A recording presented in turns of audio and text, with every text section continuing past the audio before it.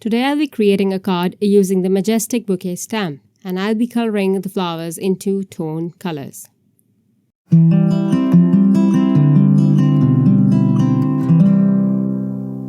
Hi everyone, welcome to Creative Coloring with Erum.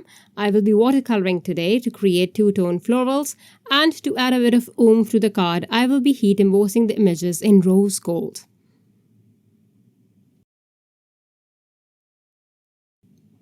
As I mentioned, I will be using the Majestic Bouquet stamp. This is a huge stamp and both the flowers plus the leaves are so gorgeous. I already went ahead and heat embossed several images onto watercolor paper in rose gold embossing powder. This is a low quality watercolor paper that I'm using, so you will see that I will have a bit of trouble coloring the florals. If you are following or coloring along with me, please use the Altenew watercolor cardstocks as they are absolutely amazing. The coloring process will be much faster and easier if you do use the Altenew watercolor cardstocks. So I'll apply water to the image, but I'll leave the center portion out. I'll color this after I've colored the outer petals. So I've divided my flower into two sections basically. As you can see, the paper I'm using has absorbed all the water. This paper is definitely not suited for loose watercolor. But I have locked my watercolor cardstock in my other room and I cannot find the keys right now. I think my mother took them by mistake and I needed to film this right away. So this was the only one available. I will apply cotton candy pigment from the 36 pan watercolor set and apply it all over the outer curled petals. Once the first color wash is done, I'll use my heat tool to dry the image a bit.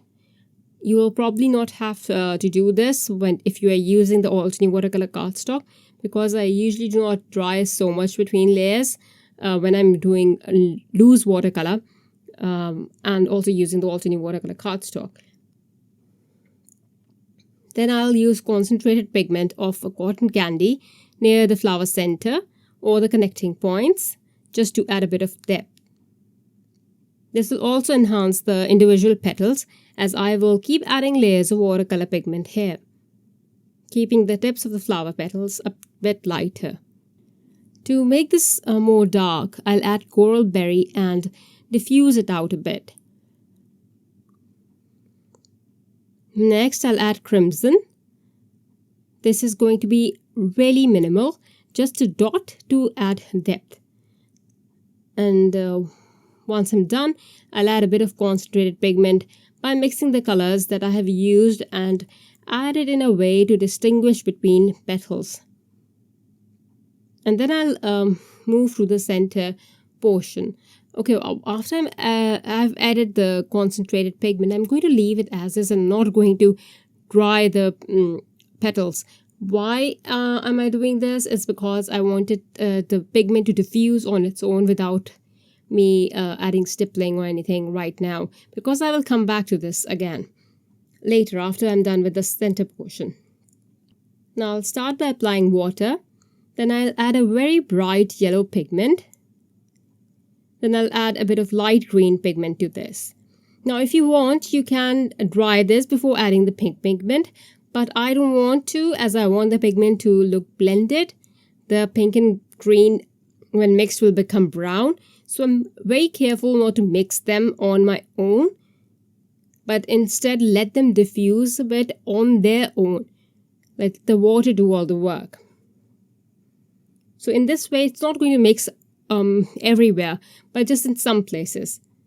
I leave this for a bit and move back to the outer petals.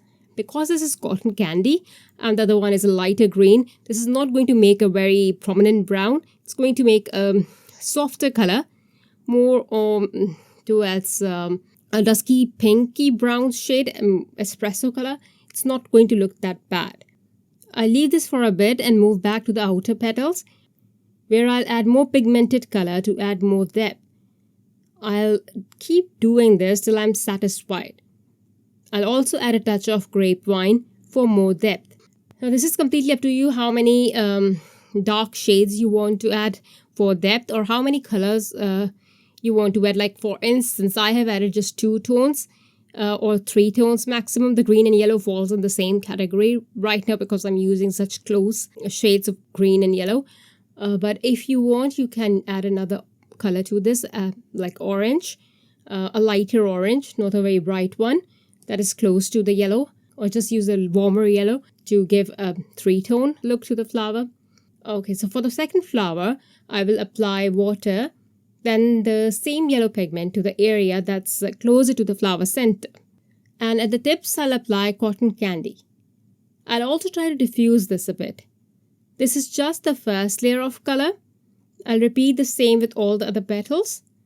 I'll also take a bit of crimson and add it to the tips of the petal while they're still wet so that they blend on their own. When I'm done with the petals, I'll dry the image and move on to the flower center. After applying water, I'll add green plus yellow pigment to the base of these petals. While I'm adding the green here on the second flower, I thought I could use some of it on the first flower too, so I'll start adding it as stippling. After this, I'll add a bit of yellow to the few of the tips of the petals for the first flower, just so that there's a uniform look between the 2 flowers and they match. I'll keep working on the green bit of the second flower.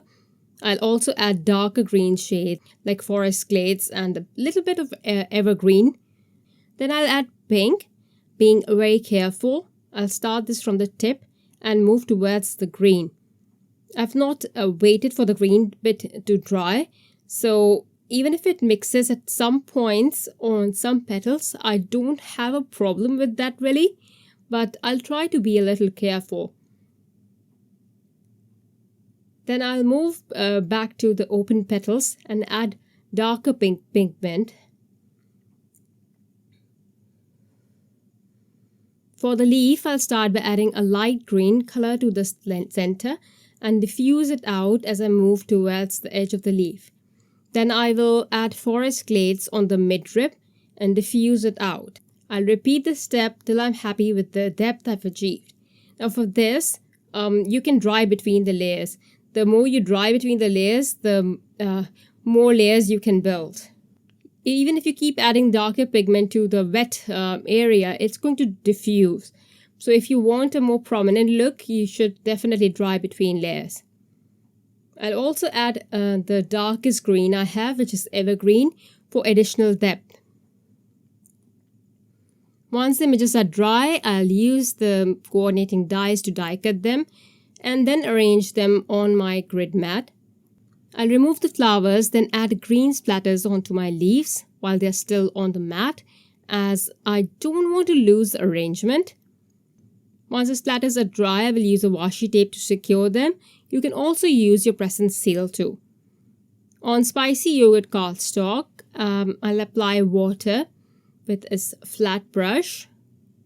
And I'm randomly applying water, just trying to cover a bit of area where my floral arrangement is going to go. While it's still wet, I'll add splatters of darker green. And that's just a DIY mask, as I don't want my splatters everywhere, especially on the corners. I just want them on the base where my flowers are going to go. So they're just visible from under the floral arrangement, peeking through. So that now they look like there's a lot of splatters because they are, but then you're not going to see them. Once the panel is dry, I'll adhere the leaves with foam tape and then remove the washi tape and then adhere the flowers. I forgot to add the black splatters, so I'll just avoid the flowers a little bit and add the splatters. Then I'll also add gold splatters from the metallic 14 pan set because they add so much shine to the project and it looks absolutely wonderful in person. I'll then pop my sentiment and a few satin gold sequins to complete my card. The 36 pan has more muted tones to work with if you want to create a pretty looking floral card. You can even mix and use the lighter concentration from the Artist 24 pan set, but when I don't have time to mix and custom shades and I'm looking for muted tones, 36 pan is the one I go for. I hope you enjoyed the video. Thank you very much for watching.